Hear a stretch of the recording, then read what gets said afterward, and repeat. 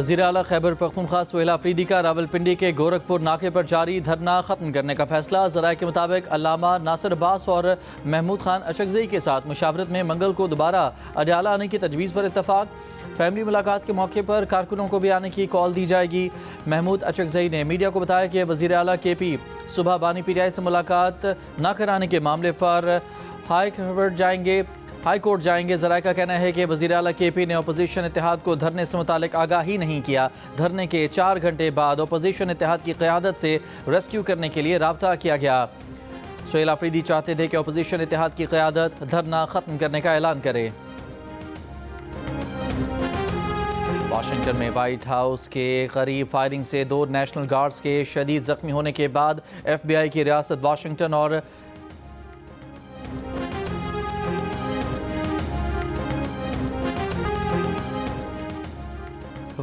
میں white house کے قریب فائرنگ سے 2 نیشنل گارڈز کے شدید زخمی ہونے کے بعد ایف بی آئی کی ریاست واشنگٹن اور سان ڈیاگو میں متعدد گھروں کی تلاشی۔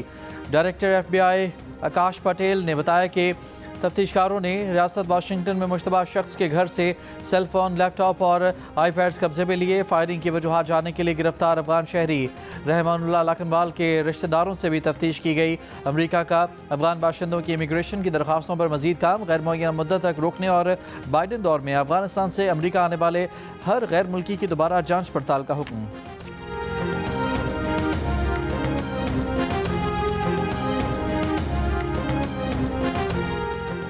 ڈیرہ اسماعیل خان میں سیکیورٹی فورسز کی کارروائی میں 22 خوارج ہلاک کر دیے گئے۔ کارروائی بھارتی پراکسی فنتنائل خوارج کی موجودگی کی خفیہ اطلاع پر کی گئی۔ ڈیرہ اسماعیل خان میں یہ کارروائی 26 نومبر کو کی گئی۔ وفاقی وزیر داخلہ محسن نقوی کی ڈیرہ اسماعیل خان میں خارجیوں کے خلاف کامیاب آپریشن پر سیکیورٹی فورسز کی تعریف۔ بلاول بھٹو زرداری کا سیکیورٹی فورسز کو خراج تحسین۔ دہشت گردی کے خاتمے اور قیام امن کے لیے سیکیورٹی فورسز کے عزم کو سراہا۔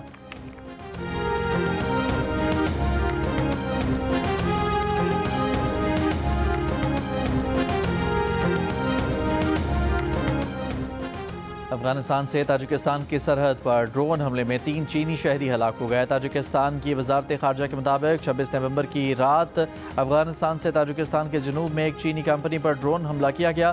ہلاک ہونے والے چینی کمپنی کے ملازمین تھے۔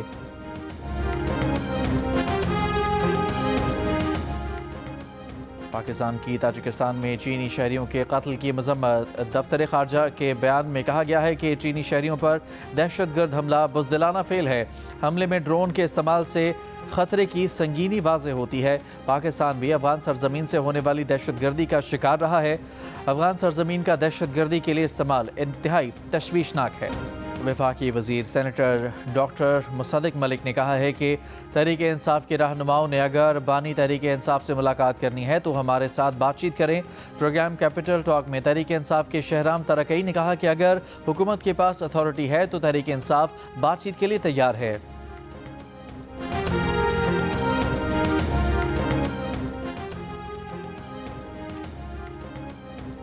کراچی کے علاقے بلدیہ ٹاؤن میں شادی کی تقریب کے دوران فائرنگ، 1 شخص جاں بحق 7 زخمی ہو گئے۔ لاش اور زخمی اسپتال منتقل۔ پولیس نے گلشن اقبال میں نجی کوریئر کمپنی کے دفتر میں ڈکیتی کی کوشش ناکام بنا دی۔ مقابلے کے بعد 1 ملزم گرفتار، 2 فرار ہو گئے۔ پاک کالونی میں سنیپ چیکنگ کے دوران پولیس کی کارروائی، منشیات فروش گرفتار، آئس برآمد، ملزم پر منشیات، اسلحہ اور پولیس مقابلے کے 10 سے زائد مقدمات درج ہیں۔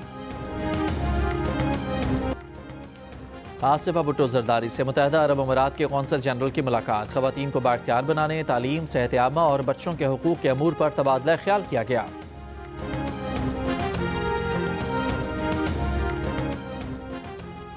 متحدہ عرب امارات نے پاکستانی شہریوں کے ویزے تقریباً روک دیے۔ صرف سرکاری اور سفارتی پاسپورٹ کے حامل پاکستانیوں کو ویزا جاری کیا جا رہا ہے۔ سینٹ میں وزارت داخلہ کے حکام کی بریفنگ، کہا ایک پڑوسی ملک نے پاکستان کی مہمان نوازی اور کھلے نظام سے فائدہ اٹھا کر جعلی طریقے سے پاکستانی پاسپورٹ بنوائے۔ کچھ ماہ پہلے سعودی عرب سے جن پاکستانیوں کو واپس بھیجا گیا ان میں بڑی تعداد ان افغان شہریوں کی نکلی جو خود کو پاکستانی ظاہر کر کے رہ رہے تھے۔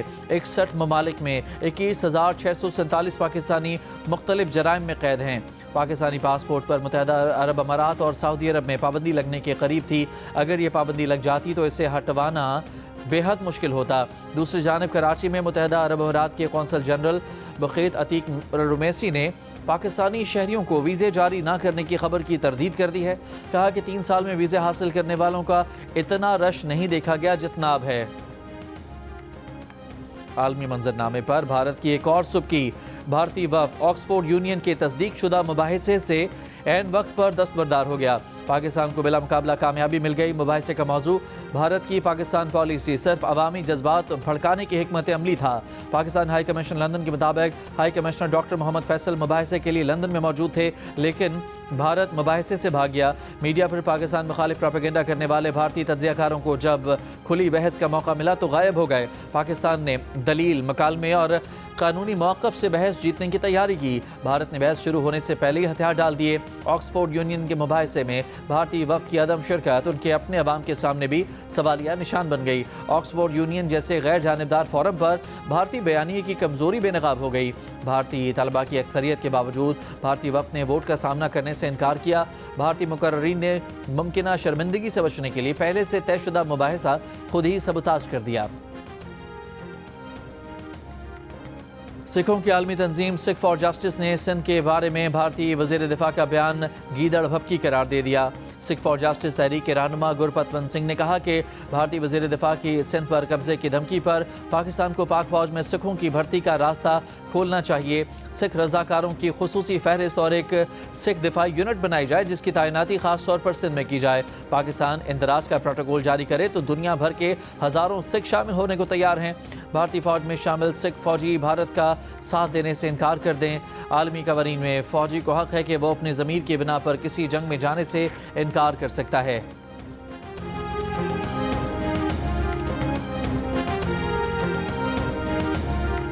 ہانگ کانگ کے رہائشی کمپلیکس میں لگی آگ سے اموات کی تعداد 83 ہو گئی۔ فائر سروس حکام کے مطابق 51 افراد موقع پر ہی ہلاک ہوئے جبکہ 32 نے اسپتال میں دم توڑا، 70 زخمی۔ آگ بجھانے کے دوران 10 فائر فائٹر زخمی ہوئے، 279 افراد اب تک لاپتہ ہیں۔ ماہرین کے مطابق ہانگ کانگ میں یہ گزشتہ 60 سال کی بدترین آگ تھی۔ مغربی افریقہ کے ملک گنی بساؤ میں فوجی بغاوت کے بعد میجر جنرل ہورتا انتہا نے عبوری صدر کا حلف اٹھا لیا۔ گزشتہ روز متنازع صدارتی انتخابات کے بعد فوج نے بغاوت کر کے صدر کو برطرف اور اقتدار پر قبضے کا اعلان کیا تھا۔ افریقی یونین کے چیئرپرسن محمود علی یوسف کی گنی-بساؤ میں فوجی بغاوت کی مذمت، معزول صدر امبالو سمیت تمام زیر حراست افراد کی رہائی کا مطالبہ۔ اور سری لنکا نے پاکستان کو سنسنی خیز مقابلے کے بعد 6 رن سے شکست دے کر ٹرائی نیشن T20 سیریز کے فائنل کے لیے کوالیفائی کر لیا۔ سری لنکا نے پہلے کھیلتے ہوئے 5 وکٹ پر 184 رنز بنائے۔ پاکستان ٹیم 7 وکٹ پر 178 رنز بنا سکی۔ 3 ملکی سیریز کا فائنل ہفتے کو پاکستان اور سری لنکا کے درمیان کھیلا جائے گا۔